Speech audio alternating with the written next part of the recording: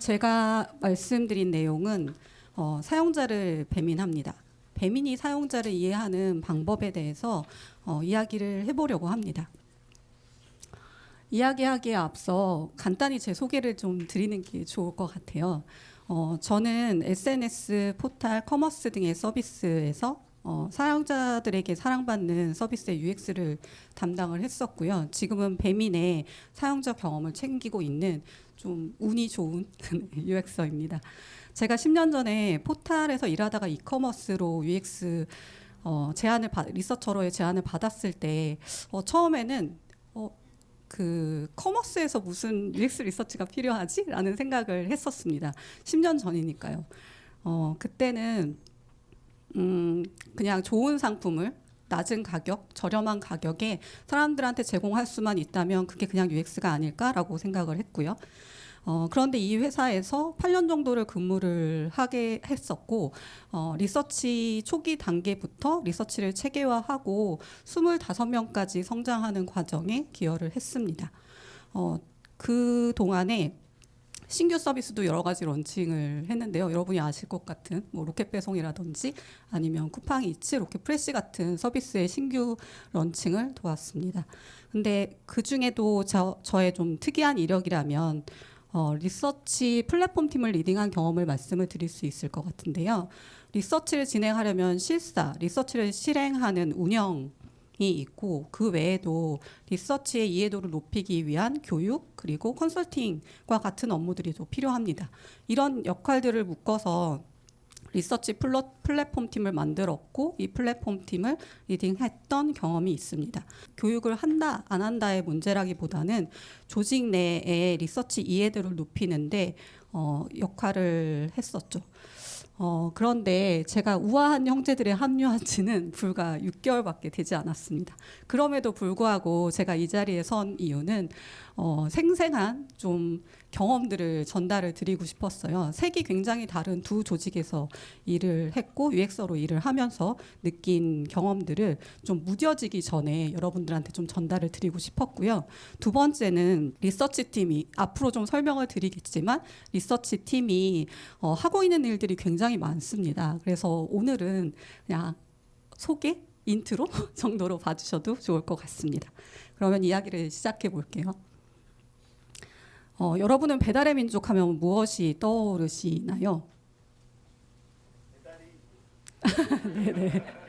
배달이 얘기하셨는데, 네, 보시는 것처럼 오늘 먹을 치킨을 내일로 미루지 말자와 같은 위트 있는 광고 그리고 좀 그 센스 넘치는 굿즈들도 생각을 하실 것 같고요. 하나하나 깎는다는 배달이 캐릭터를 생각하실 것 같습니다. 저도 다르지 않았던 것 같아요. 배달앱 1위, 디자인 중심, 그리고 톡톡 튀는 카피와 치물리에로 대표되는 마케팅 이벤트들을 떠올릴 수 있겠죠. 그리고 저희가 주문하는 과정에서 만나는 여러 가지 서비스들, 화면들을 떠올리실 텐데요. 이 뒤에는 배민의 UX 리서치를 담당하는 프로덕트 경험 분석팀이 있습니다. 프로덕트 경험 분석팀은 리서처 데이터 분석가 그리고 리서치 오퍼레이터로 이루어져 있고요. 이 조직이 통합된 건 1년 정도이지만 저희가 하반기에 3명을 충원하면서 규모와 역할을 확장해 나가고 있습니다. 그러면 올해 23년 어떤 해였는지 혹시 여러분들 기억하실까요? 실리콘밸리에서 35만 명이 해고되는 그런 혹독한 해였죠. 보시면 아시는 기업들이에요. 빅테크 기업들, 구글이나 메타나 마이크로소프트와 같은 회사가 1만 명을 해고를 했습니다. 그리고 뭐 국내 사정도 다르지 않았고요. UX 리서치 업계도 다르지 않았습니다. 인터넷에 이런 기사들을 쉽게 접할 수 있었어요. 올해 실리콘밸리에 많은 UX 리서처들이 사라진 이유, 그리고 UX 리서처가 심판당했다와 같은 글들을 볼 수 있었죠. 제가 지금 표시해 놓은 그 글에 주드웬틴이라는 분은 페이스북에서 12명에서 100명까지 리서치 조직을 키우는데 기여하신 분입니다. 근데 이분의 글을 읽어보면 15년 동안 지속되던 UX 리서치 전성기는 끝났고 유용하지 않은 중간 레벨의 리서치를 수행하는 잘못된 리서치에 집중했기 때문에 UX 리서치가 비즈니스적으로 가치를 증명하지 못했다라는 내용을 얘기하고 있습니다. 그러면 여기서 말한 중간 레벨의 리서치를 잠깐 짚고 넘어가 볼게요. 프로덕트를 만들 때 무엇을 왜 만들지 그리고 어떻게 만들지의 프로덕트 개발 과정을 떠올리실 텐데요. 여기에서 리서치는 세 개로 나눠질 수 있을 것 같아요. 앞에서 언급한 미들레인지 리서치 같은 경우에는 사용자를 이해하고 문제를 정의하는 것을 중심으로 해서 프로덕트 개발에 포커스가 되어 있는 리서치들입니다. 현업에서 가장 많이 하고 있는 리서치라고 생각이 들고요. 그 외에도 비즈니스 의사결정의 프레임워크를 제시하는 매크로 리서치와 사용성 테스트나 인터랙션을 조사하는 마이크로 리서치로 나눠질 수 있겠죠. 그러면 다시 이야기로 돌아가서 UX 리서처가 심판당하고 그리고 이렇게 해고가 많았던 지난 한 해 이 혹한기에 배미는 왜 리서치 조직을 키우고 있을까요? 그런 의문이 드실 것 같아요. 만약에 저희가 이미 알고 있는 문제를 증명하는데 2달을 쓰고 우선순위도 없이 길고 긴 이슈 리스트만 생산을 하고 왜 해결되지 못했는지 정도는 뭐 관심을 갖지 않고 그리고 리서치가 인정을 못 받는 건 회사의 UX에 대한 이해도가 좀 낮아서야 라고 이렇게 생각했다면 제가 이후에 할 말이 없을 것 같습니다. 근데 저희 UX 리서치 팀은 프로덕트 개발 단계의 각 단계별로 있는 고민들을 함께 뛰면서 고민하려고 노력하고 있습니다. 나눠보면 이렇게 4가지 정도가 되겠죠.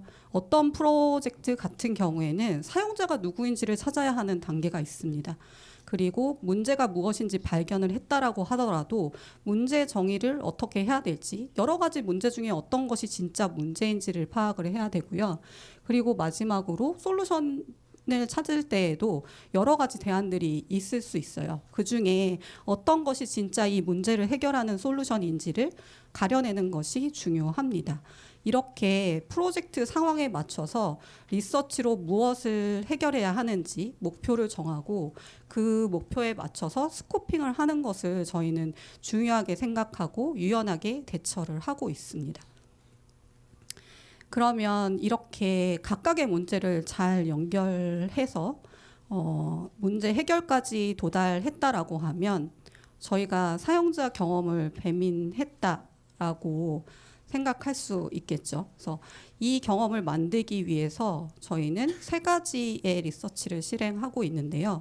문제 정의뿐만 아니라 해결까지를 함께하는 리서치, 그리고 디테일을 챙기는 리서치, 그리고 앞에서 말씀드린 것처럼 거시적인 관점에서 비즈니스 의사결정에 도움을 줄 수 있는 리서치들을 실행을 하고 있습니다.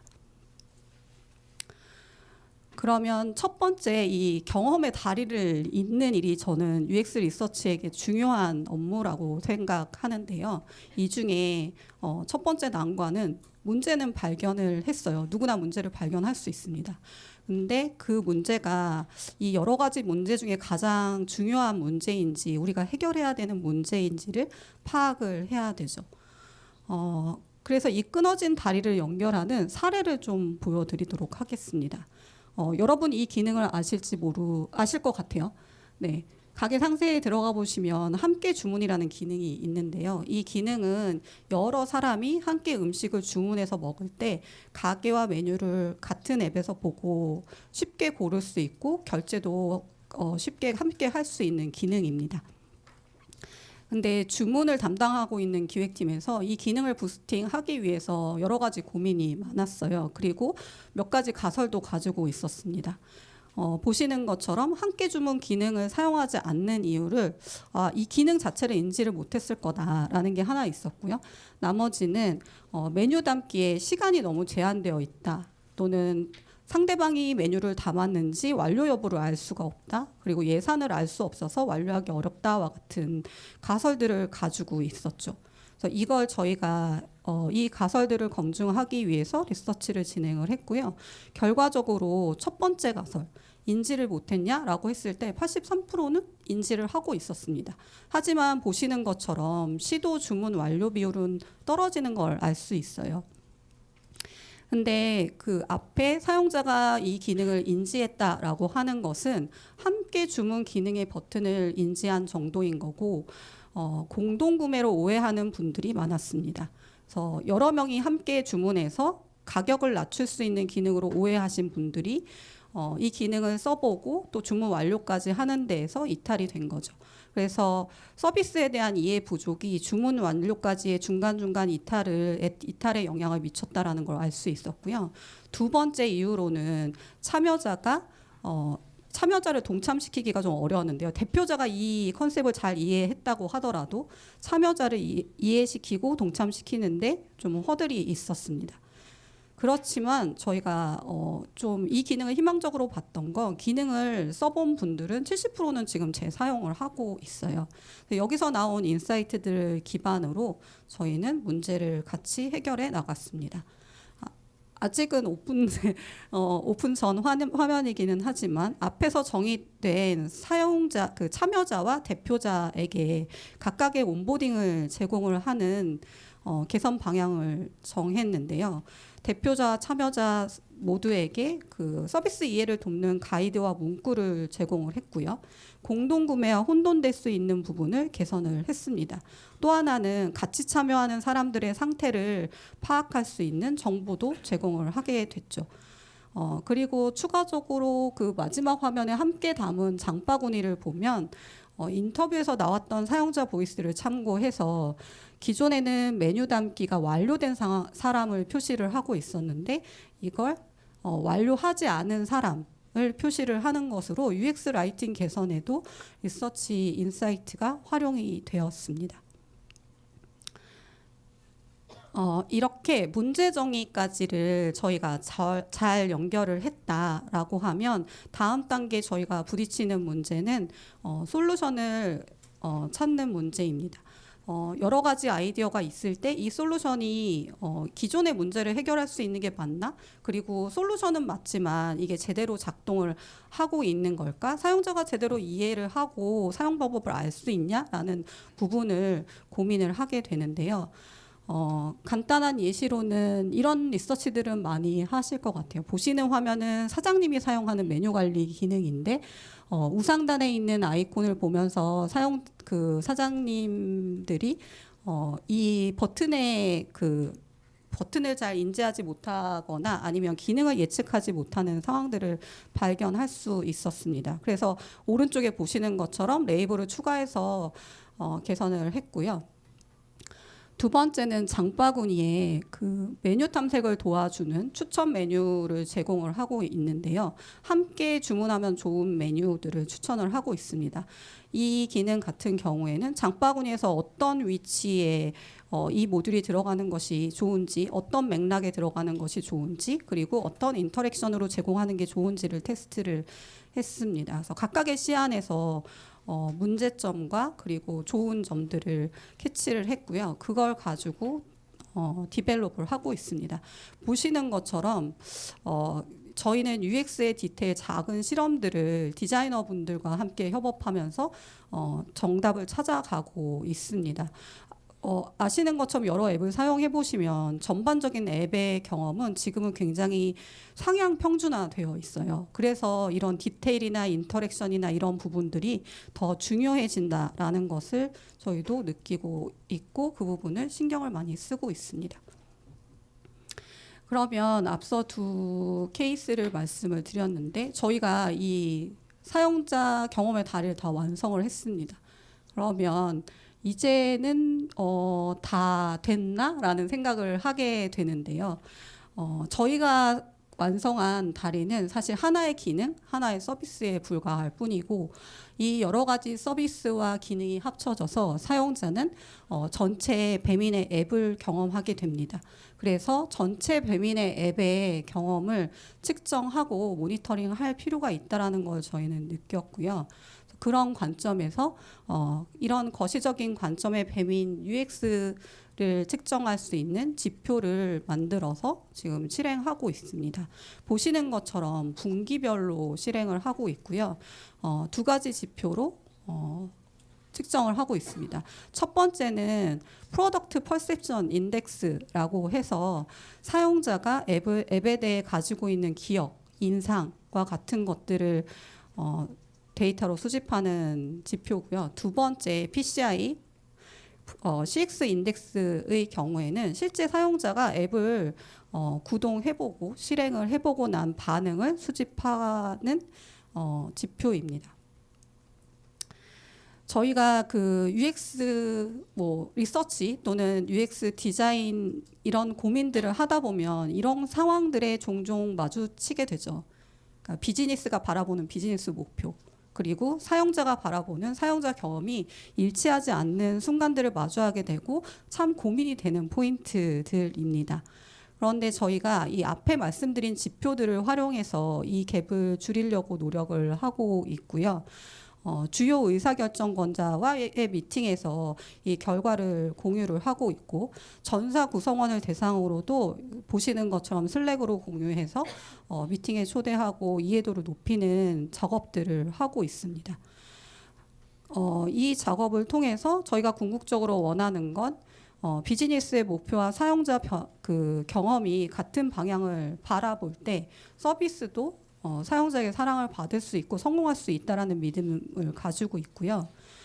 비즈니스의 방향성을 UX 지표에 담고, 그리고 UX 지표의 결과를 통해서 사용자 관점을 비즈니스에 전달하는 이런 역할들을 통해서 갭을 줄여 나가고 있습니다. 이 UX 지표 측정은 어떻게 하는지 궁금하실 것 같아요.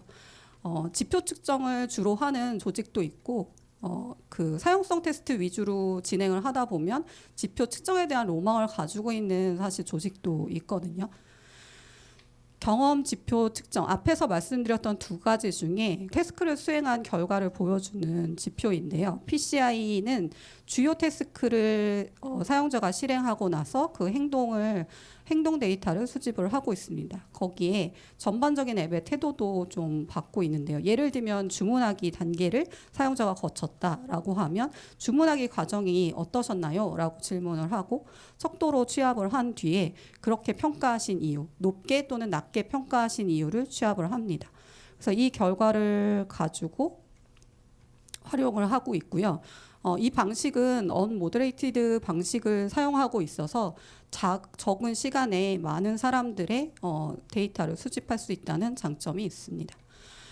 보시는 것처럼 메인 홈부터 장바구니, 결제, 배달 현황까지 각각의 태스크를 수행하고 나면 아래 보시는 것과 같은 그래프를 저희가 결과를 받을 수 있습니다. 각각의 태스크에 대한 반응도 알 수 있지만 이전 차수 대비 얼마나 증가했는지 감소했는지도 확인을 할 수 있다는 것이 장점입니다. 그리고 사용자가 했던 행동도 영상으로 남기게 되는데요. 저희가 필요할 때는 이 영상을 하나하나 보면서 문제점들을 파악하고 있습니다. 태스크의 성공 실패 여부뿐만 아니라 수행하는 데 걸린 시간도 측정할 수 있고요. 불편함을 겪는 상황을 씬을 실제 영상을 돌려보면서 사용자가 어떻게 행동했는지도 관찰을 할 수 있습니다. 그러면 이렇게 돈도 시간도 많이 드는 지표조사, 저희는 왜 하는 걸까요? 결론을 말씀드리면 저희는 정기적으로 지속적으로 조사하는 거에 대한 효과를 이미 체감을 하고 있습니다. 예시를 보여드릴게요. 첫 번째는 작은 UI 변화도 검증을 할 수 있습니다. 장바구니 예시인데요. 장바구니 태스크를 수행한 사용자들이 만족도가 떨어지는 것을 결과로 받아볼 수 있었어요. 이게 무슨 일이지? 저희가 되게 예상하지 못했던 결과였고, 이유를 파악해 보니 장바구니에 더 다물어 가기 버튼이 제공이 되고 있지만 사용자가 가게에서 메뉴를 더 추가로 할 때 이 버튼을 인지하지 못하는 것을 발견할 수 있었고요. 대신에 오른쪽에 있는 가게명을 클릭하는 것을 확인할 수 있었습니다. 그래서 척도로 측정했을 때 낮은 점수가 나왔고 그 응답을 봤더니 그냥 업체명을 누르면 다시 가게로 이동하는 줄 알고 여러 번 업체명을 눌렀다. 그리고 실제 사용자 행동을 봤더니 백백 버튼을 눌러서 그냥 이전으로 돌아가는 걸 확인할 수 있었어요. 물론 저희가 이걸 발견하고 개선하고 나서는 앞에 말씀드린 그래프가 다시 회복되는 것까지 확인할 수 있었죠. 두 번째, 주문 내역의 사례입니다. 보시는 것처럼 주문 내역을 들어가려면 진입점이 메인홈의 우상단에 있는 마이배민 아이콘을 통해서만 들어갈 수 있었어요. 그래서 주문 내역에 대한 불만들을 좀 보면 진입하기가 좀 어렵다. 그리고 주문 내역으로 들어갔을 때에도 검색 기능이 없고 오래된 주문 내역을 좀 찾아보기가 어렵다. 그리고 카테고리별로, 메뉴별로도 찾아보기 어렵다라는 불편 사항들을 저희가 확인을 할 수 있었는데요. 그 결과를 가지고 저희가 개선을 해서 보시는 것처럼 메인 페이지 하단 탭바에 주문하기 메뉴가 신설이 되었고요. 그리고 주문 내역 안에서도 검색하고 필터링 할 수 있는 기능들이 추가가 되었습니다. 그랬을 때 주문 내역 만족도가 전분기 대비 6포인트 상승하는 것을 저희가 확인할 수 있었고 앞에서 언급드린 부정 언급 양들도 크게 줄어드는 걸 확인할 수 있었습니다. 그러면 앞에는 작은 변화에 대해서 말씀을 드렸어요. 근데 두 번째는 점진적인 변화에 대한 반응도 지표로 감지를 할 수 있었는데요.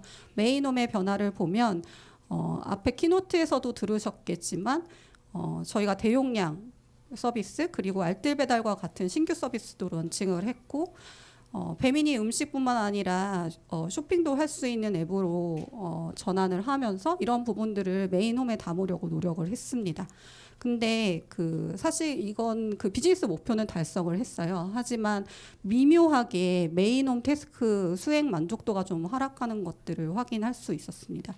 내용을 보면 콘텐츠가 많아졌다. 그리고 평소에 있는지도 몰랐던 서비스들이 많았다라는 내용들이었고요. 태도 지표로 봤을 때에도 저희가 매력도 점수가 그래도 되게 좋은 편이고 그중에도 디자인 매력도가 되게 좋은 편이에요. 근데 디자인 매력도는 여전히 상승하고 있지만 간결성 부분이 앞에서 언급된 것과 같은 이유로 좀 하락하는 것들을 볼 수 있었습니다. 그래서 PCI 조사는 보시는 것처럼 문제 발견뿐만 아니라 분기에 진행된 개선 과제들의 결과를 개선 효과까지도 확인할 수 있다는 장점이 있습니다. 앞에서 제가 지표를 두 개를 말씀드렸는데 다음은 인식 지표에 대해서 간단하게 말씀을 드리겠습니다. 인식 지표는 이 앱에 대한 추천 의향이 있는지 NPS와 이 앱에서 중요하게 생각하는 9가지 속성에 대한 측정을 하고 있고요. 지난 하반기에 사실 사용자의 배달 가격적 부담을 좀 낮추기 위해서 저희가 많은 노력을 했습니다. 앞에서 언급한 것처럼 알뜰 배달이 런칭이 됐고 중복 할인을 제공하고 브랜드 할인도 다양하게 제공하고 있지만 사용자들은 할인은 많은데 좀 적용하기 어렵다라든지 혜택을 놓쳤다라는 언급들을 하고 있었고 거기에 해당하는 팩터가 낮은 점수를 받고 있는 것들을 저희도 알 수 있었습니다. 그래서 기존에 어떤 문제들이 있는지를 파악을 하고 그러니까 저희가 주문서에 가기 전에는 혜택을 인지할 수 없다라는 부분이 문제였고요. 또 하나 소소하게는 쿠폰 다운받는 액션들을 매번 해야 되는 불편함들이 있었는데요. 이런 부분들을 보시는 것처럼 가게 상세부터 주문 내역 이전까지 놓치지 않고 혜택을 쓸 수 있도록 지속적으로 보여주는 피처들을 추가를 했고 쿠폰도 한꺼번에 다운받을 수 있게끔 개선을 했습니다. 지금 주문 내역에 들어가 보시면 배민에서 이전에 주문하신 내역에 얼마나 혜택을 받았는지 아마 확인하실 수 있을 것 같아요. 그리고 이게 이제 유저 플로우만 저희가 개선을 한 게 아니라 다양한 프로모션 페이지에서의 가시성과 사용성 문제도 개선을 했습니다. 이 케이스는 사실 프로덕트 디자이너, 마케팅 디자이너, 마케터 이 세 명의 조합이 모이기가 쉽지는 않아요. 그런데 이 세 분야의 담당자들이 모여서 앞에 그 프로모션 페이지를 그래픽적 요소, 기능적인 요소, 정보 요소가 사용성도 좋으면서 비주얼의 신선함을 전달할 수 있도록 가이드를 잡고 개선을 하고 있습니다. PPI는 좀 빠르게 설명을 드렸는데 PCI가 앱의 사용성에 대한 부분을 예민하게 캐치를 할 수 있다면 PPI는 분기에 UX 개선뿐만 아니라 신규 서비스나 기능이 런칭된 경우, 그리고 정책의 변화가 있는 경우, 그리고 경쟁사나 언론에서 언급 등 외부 환경의 변화가 있는 것들도 사용자 인식에 어떻게 영향을 미쳤는지를 측정을 할 수 있습니다. 그리고 이런 노력은 저희가 단기간이 아니라 2년 동안 축적되고 지속되는 데이터를 통해서 확인을 하고 있습니다. 이렇게 사용자 조사를 통해서 진짜 문제가 무엇인지를 검증을 하고 디테일을 챙기고 정기적으로 모니터링하면서 앞에서 말씀드린 역할들을 이어가고 있는데요. 그러면 저희가 전달한 경험은 정말 사용자에게 필요했던 중요한 경험이었을까라는 것들을 한 번 더 떠올리게 됩니다. 2단계에서 사용자 이해에 대한 리서치가 필요한데요. 저희는 더 멀리 더 넓게 사용자를 이해하기 위해서 45억 끼니를 상상을 하고 있습니다. 우리나라 사람들이 하루 3끼 1년 동안 먹는 끼니를 배민이 다 담당하고 그 경험을 잘 가져갈 수 있을까에 대한 고민에서 시작됐고요. 외부의 리서치 자료를 활용해서 비저닝하는 과제로 키워가고 있습니다. 근데 이게 21년에 시작됐는데요. 23년에도 산학 프로젝트로 이 과정들을 이어가고 있습니다. 잠깐의 이벤트가 아니라 사용자의 진짜 먹거리에 대해서 굉장히 고민을 하고 있다는 것을 말씀드릴 수 있을 것 같습니다. 그리고 사용자뿐만 아니라 사장님에 대한 고민도 이어가고 있습니다. 전국 외식업 사장님의 유형을 저희가 7가지로 유형화했고요. 음식 종류, 사장님 경력, 매장 운영 기간 등에 따라 각각 사장님들은 다른 고민들을 하고 계세요. 그래서 유형별로 서비스가 도와줄 수 있는 기능이나 서비스들은 좀 다르다라고 생각합니다. 근데 이 과정이 쉽지는 않았어요. 매장을 다 일일이 방문해서 관찰하고 데이터를 수집했고요. 그리고 인터뷰 서베이를 하고 사장님의 유형화를 군집 분석을 통해서 유형화까지 완료를 했습니다. 그러면 이렇게 정의하는 것까지가 끝이냐라고 하면 그 이후에 여기에서 도출된 사장님 유형별로 어떤 부분들을 도와드리면 되는지를 고민을 했습니다.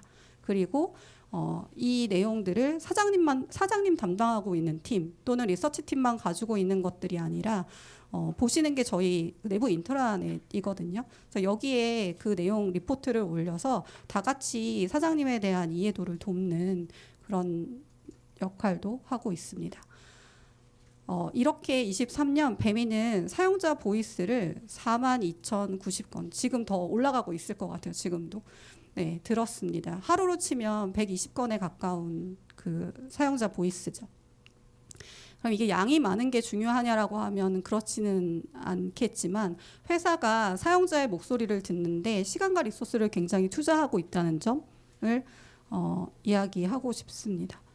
그리고 이렇게 멀리 집요하게 사용자를 볼 수 있는 이유는 저는 이렇게 생각하는데요.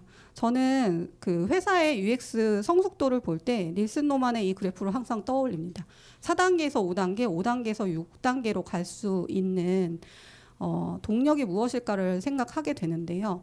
이전에는 강력한 리더십, 그리고 프로세스나 시스템이라고 생각을 많이 했던 것 같고 그런 것들을 많이 경험을 했습니다.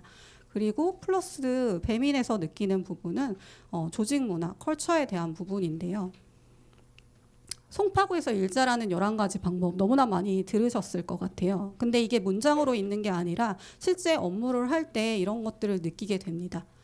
프로젝트 시작할 때 상세하고 친절한 설명을 들을 수 있고요. 그리고 질문하고 이해하고 실행하는 것들이 수평적으로 이루어지고 실무자와 같은 테이블의 의사결정자가 함께 논의를 하고 이해를 하려고 노력하고 있거든요. 그리고 리서치를 실행할 때 왼쪽에 보이는 게 저희 방문했을 때 사용하고 있는 리서치 보이스 룸, 배민 보이스 룸인데요. 리서치를 실행을 할 때에도 스테이크홀더들이 다 모여서 문제를 같이 정의하고 그리고 논의를 합니다. 끝나고 나면 슬랙으로 가장 인상적인 것들을 좀 남겨서 랩업 디브리프도 함께 하고요. 문제의 우선순위를 토론을 통해서 조정을 하고 거기에 맞는 해결책을 찾아갑니다. 실제 프로덕을 만드는 사람들이 모두가 리서처의 마음으로 뛰고 있습니다. 왼쪽에 보이시는 것처럼 상단은 물류센터의 PDA UX를 개선하는 팀이에요. 디자인팀에서 실제 물류센터를 나가서 실제 사용자 씬을 보면서 이런 인사이트들을 개선하는 데 활용을 하고 있고, 아래 보이는 셀러 서비스 디자인을 담당하고 있는 팀에서는 실제 매장에 나가서 사장님하고 인터뷰를 하면서 본인이 만든 프로덕이 어떻게 워킹하고 있는지를 확인하고 있습니다. 그리고 저희가 업무를 진행할 때도 이런 문화가 워킹을 하는데요. 리서치 실행하는 것 이외에 사실은 뒷단에 많은 작업들이 있는데요. 리크루팅 할 때 과정도 굉장히 복잡합니다. 근데 이 복잡한 과정을 미팅에서 그냥 그 담당자분이 들으시더니 그 회원 프로덕을 담당하시는 분이 이거 반복적인 작업이니까 시스템으로 만들면 좋겠다. 그냥 다음 주에 제가 해드릴게요. 이렇게 얘기를 해주시는 거예요. 그래서 정말 저희는 이걸로 생산성을 굉장히 높일 수 있었고요. 패널을 모집하는 것도 리서치 오퍼레이션에 되게 중요한 과제인데, 마이베민에 들어가시면 지금 이렇게 리서치 참여 구자를 보실 수 있습니다. 근데 이게 제가 지난 몇 년 동안 노력을 했지만 안 됐던 건데 뱀에서 쉽게 되더라고요. 네. 그래서 23년 패널 모집 목표 3배를 초과 달성을 했습니다. 그리고 이런 그 선순환 구조는 저희가 도움을 받는 것뿐만 아니라 다른 프로덕이 아닌 다른 조직에서 어려움이 있을 때에도 도와드리려고 노력을 하고 있어요. 그 다회용기 1주년 행사에 어떤 부분들을 개선하면 좋은지 가치 경영 팀에서 고민을 하고 계셨고, 이런 부분들을 저희가 함께 시간을 내서 해결을 해드린, 그리고 UX를 같이 고민해드린 그런 경험도 있습니다. 그래서 여기서 말씀드린 것처럼 이렇게 그 문화라는 것들은 눈에 보이지는 않지만 일을 원활하게 하고 흘러가게 하는, 그 임팩트를 더 미치게 하는 장치라고 생각합니다.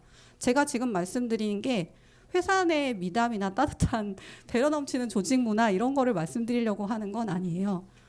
다들 아시겠지만 일의 대부분은 커뮤니케이션이거든요. 근데 이 커뮤니케이션의 비용을 줄이고 자발적으로 나서서 뭔가 업무를 주도할 수 있는 분위기가 저는 이 UX의 성숙도를 올릴 수 있는 기반이 되어준다라고 생각합니다.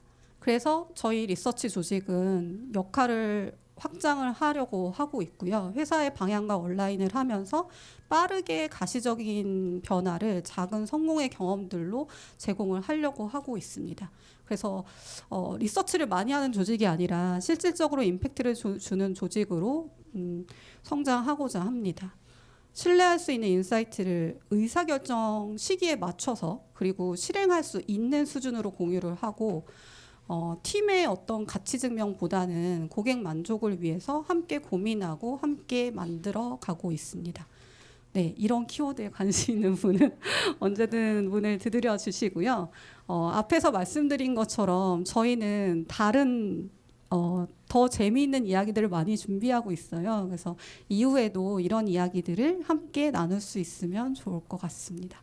네, 들어주셔서 감사합니다.